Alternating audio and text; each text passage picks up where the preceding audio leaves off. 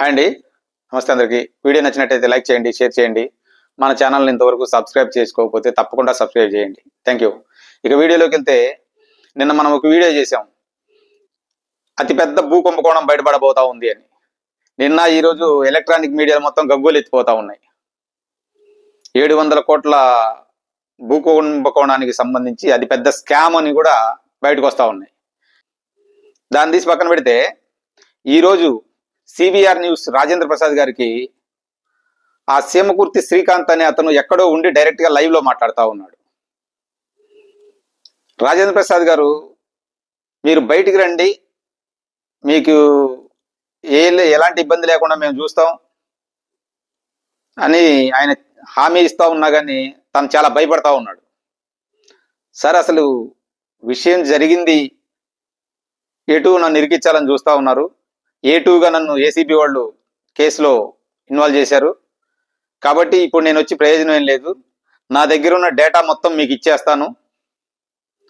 చాలా పెద్ద పెద్ద తలకాయలు ఇందులో ఇన్వాల్వ్ అయి ఉన్నాయి సార్ అని చెప్పి అతను చెప్తా ఉన్నాడు. కె నాగేశ్వరరావు, జగన్మోహన్ రెడ్డి గారి దగ్గర పిఏగా చేసిన నాగేశ్వరరావు గారి పేరు చెప్పారు.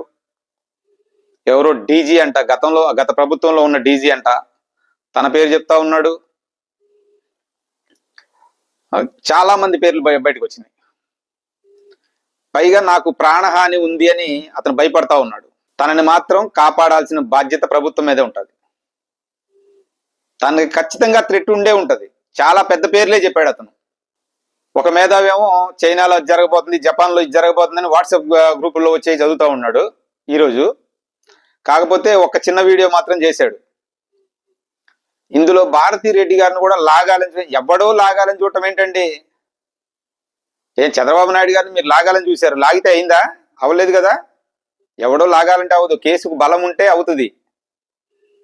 ఆ దరిద్ర బుద్ధులు పోవాలి ఇప్పటికైనా. ఒకడుంటేనేమో అందరినీ తపాలా మొఖంగాళ్ళు, పకోడి మొఖంగాళ్ళు అంటూ ఉంటాడు ఆ అనలిస్ట్. ఈ పకోడి మొఖంగాడు ఈరోజు ఏం మాట్లాడతాడంటే, ఆ ఎక్కడో పడిపోయిన స్క్రాప్ని తీసుకొచ్చి సాక్ష్యాలు ఏం లేకుండా హీరోయిన్ చేస్తారండి అని మాట్లాడతాడు. ఆ వెధవాగుడు కాదు కదా, జరిగే ప్రక్రియ ఏంటో చెప్పాలి కదా.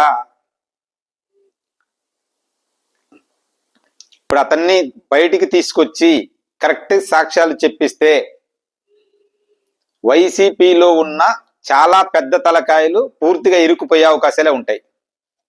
ప్రభుత్వం కూడా అట్టే ఉందిలేండి. ఎందుకంటే ఆనాడేమో చాలా బీగరాలు పలికారు. తీరా చూస్తే